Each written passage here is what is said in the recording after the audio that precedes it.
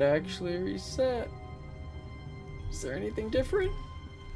All of his co-workers Shit! were gone. Oh my What god. could it mean? Stanley decided to go to the meeting room. Perhaps he had simply missed a memo. Perhaps.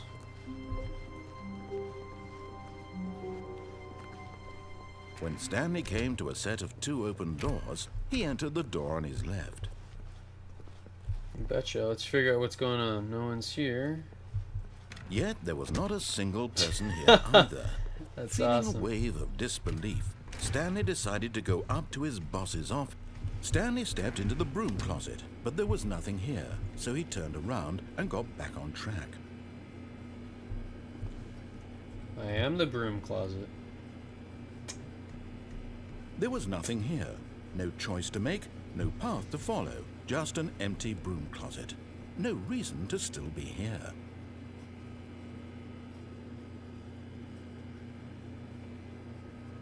It was baffling that Stanley was still just sitting in the broom closet. He wasn't even doing anything. At least if there was something to interact with, he'd be justified in some way. As it is, he's literally just standing there doing sweet FA. F-A. F-A. Fucking around? Are you really still in the broom closet? Standing around doing nothing? Why? Please offer me some explanation here. I'm genuinely confused.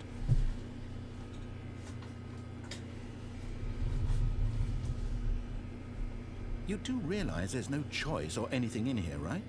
If I'd said Stanley walked past the broom closet, at least you would have had a reason for exploring it to find out. Oh, but you said as soon as I came in, he left. Because It's like, literally, well. this closet is of absolutely no significance to the story whatsoever.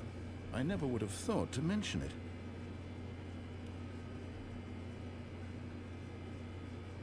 Maybe to you this is somehow its own branching A path. fat Maybe admirer. when you go talk about this with your friend, you'll say, "Oh, did you get the broom closet ending? The broom closet ending was my favorite." I hope your friends find this concerning. I hope they like it. Do I have any friends? Stanley was fat and ugly and really, really stupid.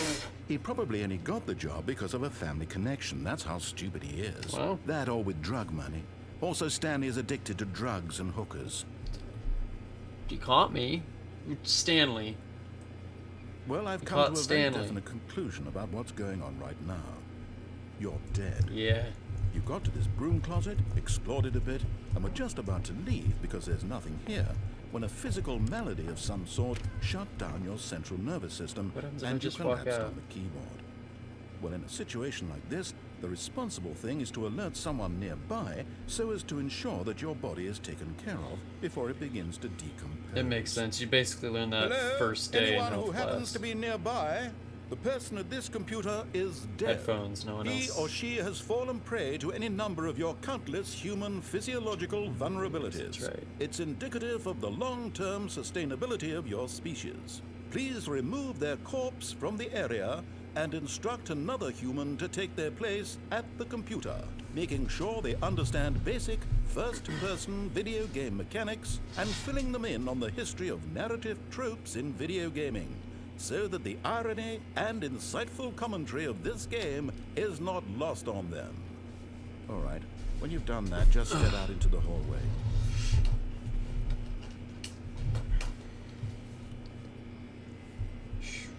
Oh, thank you for filling me in. Second player. Yep. It's good to have you on board. No problem. I guarantee. Coming to a staircase, Stanley walked upstairs to his boss's office.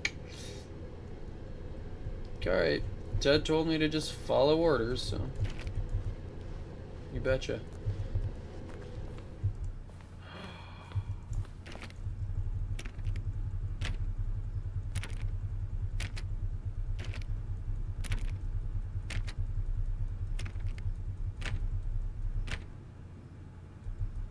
I figured I would try.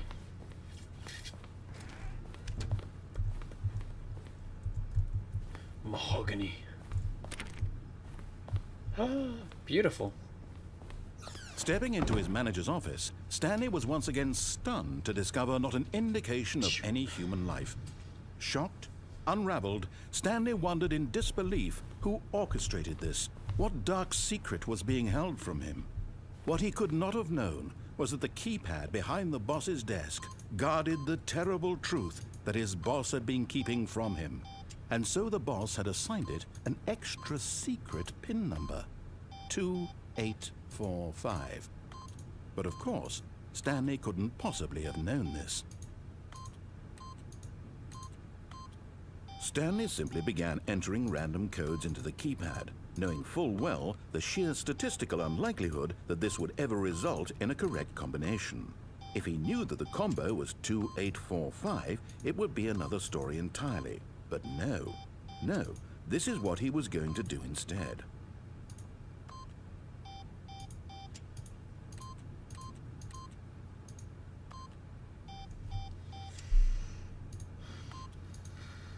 Stanley just sat around twiddling his thumbs. Trying to input anything on the device was useless, since he could never possibly know that the combination was 2845.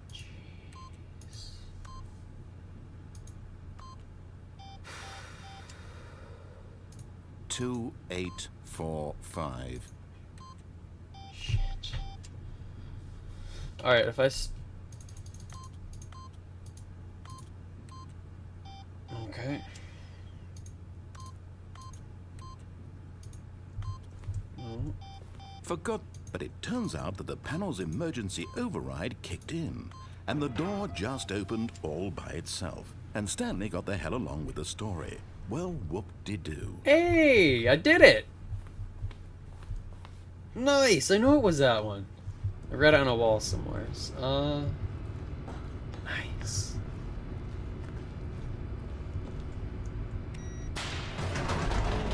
Beautiful.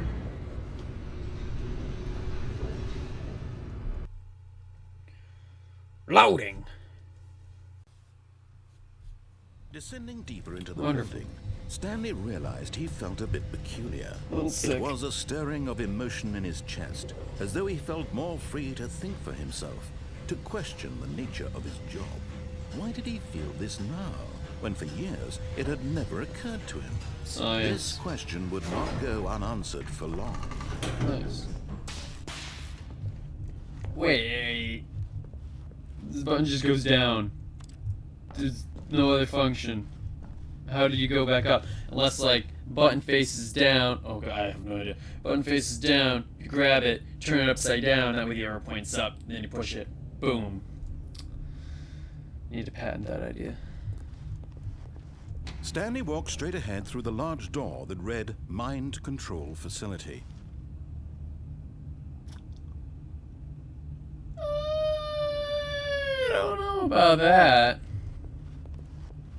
Although this passageway had the word escape written on it, the truth was that at the end of this hall, Stanley would meet his violent death. Shit. The door behind him was not shut. Stanley still had every opportunity to turn around and get back on track. I think I'll do that. I'll probably do that. Stanley was making a conscious, concerted effort to walk forward and willingly confront his death.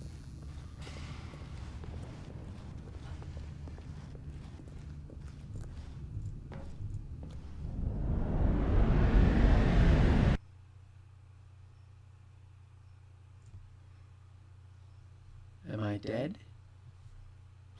I'm dead.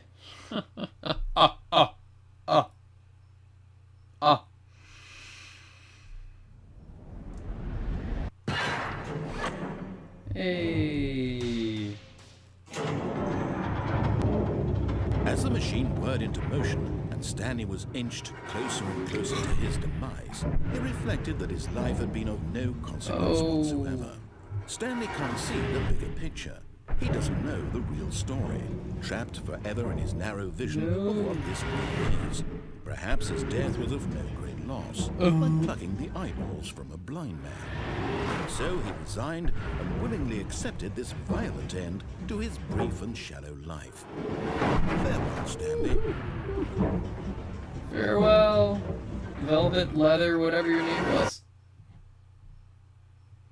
Farewell, Stanley, cried the narrator, as Stanley was led helplessly into the enormous metal jaws.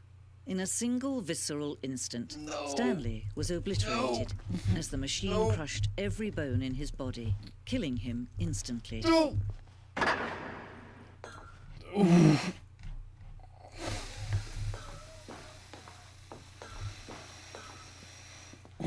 And yet it would be just a few minutes before Stanley would restart the game, back in his office, as alive as ever. Whoa. What exactly did the narrator think he was going to accomplish? This is When every incredible. path you can walk has been created for you long in advance, death becomes meaningless, making life the same. Wow. Do you see now? Monsters Inc. Do you see that Stanley was already dead from the moment he hit start? Suppose I've never truly been alive. Button sounds. A selection of the sounds used throughout the game when buttons are pressed. Each sound is a mix of a keyboard stroke and a synthesized tone.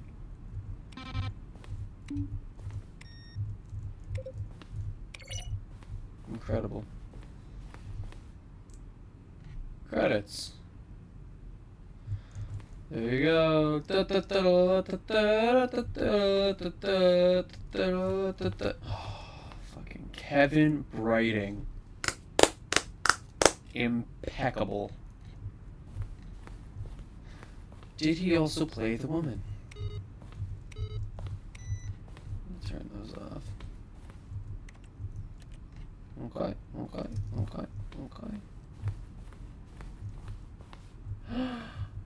There's a computer. I was there. Whoa, that's off. That's Office. That's awesome. This blueprint shows the office from the beginning of the game. The path from Stanley's office to the two doors was the first part of the game that was built. Sections have been added and altered throughout development, though the core layout remains almost identical to the first iteration. That's really cool.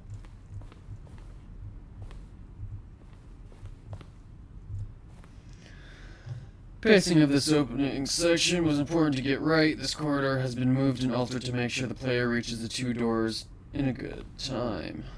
Gotcha. And you? The two doors. The set of two doors was the very first concrete piece of the Stanley Parable's design. Once this room was created, the rest of the game emerged as an extension of it, an exploration of the contradiction this room posed. Because really this is where the branching paths emerge, I suppose. Speaking of which...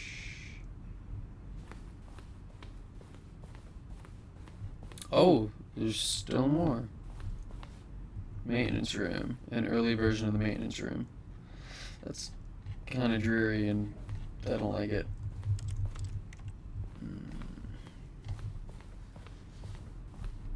Alright, so there's a lot of stuff here, alright. Boom, you can read that if you want. Oh my goodness.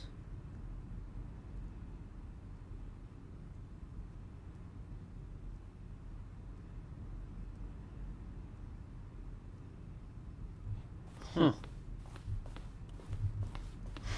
Alright, maybe we should read this, huh? Final warning. The skeleton inside of you. Shit. Well, you guys can watch that, I suppose. Surely we sent out. We asked people to email the narrator for questions. Well, we had initially planned to use these in further promotional materials. We never found the perfect use for them. Here are a selection of those emails. So, cool. At least those are in here.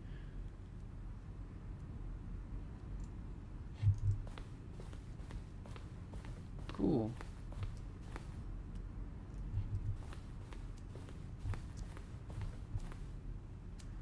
Fireman timer? Oh.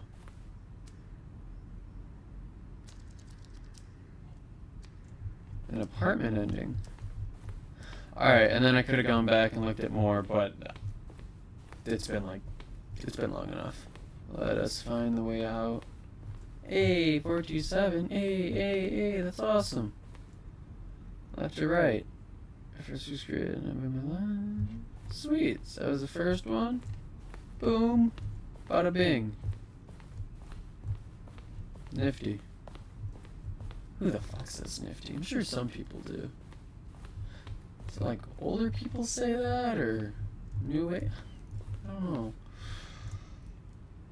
Elevator in the monitor room could go up or down with freedom above and countdown below. We abandoned this when players found it too difficult to remember what was up and what was down and placed the two endings together instead. Really? I guess.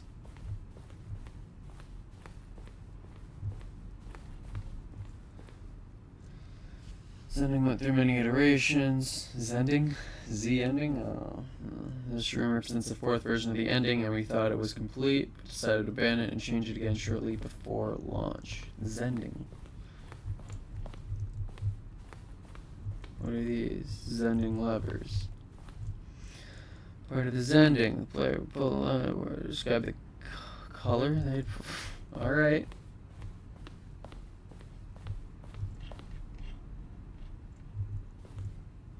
Four major teaser trailers over the course of the game's development, each meant to convey something about the spirit of the game. This is the first one, released in May 2012. Oh, maybe I should watch it. It features a Sherbrooke room, otherwise narrating from reviewers that he's preparing a new version. With no audio. Okay. Speaking of no audio, just footsteps. Make a little clicky sound if I press E a bunch.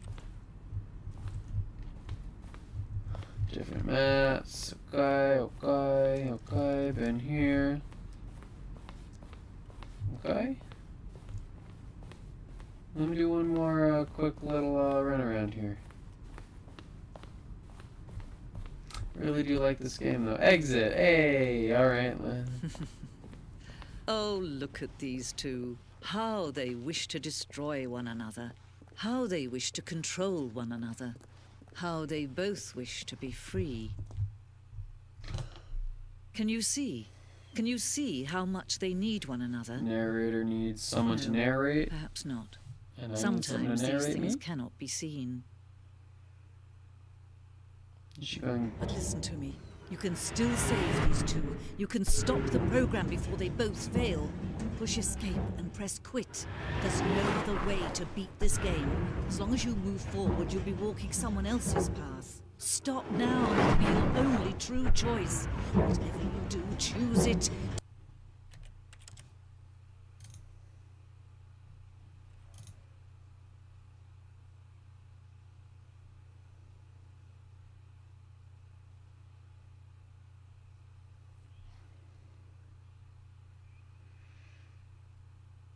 I think I fucked up.